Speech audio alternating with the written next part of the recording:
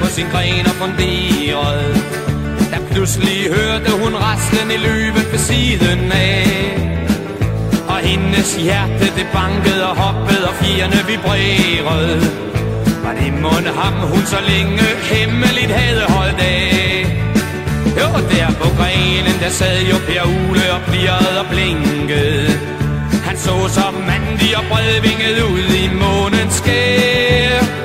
Hun havde siddet og ventet med længsel i mange nætter, for hun var vanvittig meget forelsket i julen her.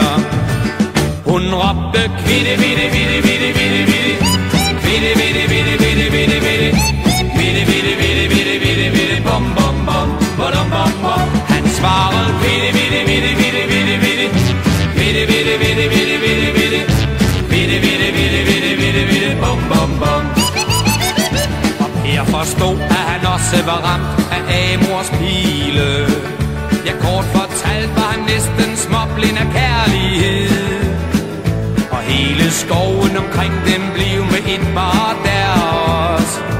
Da de næb mod næb så ømt mod hinanden gned.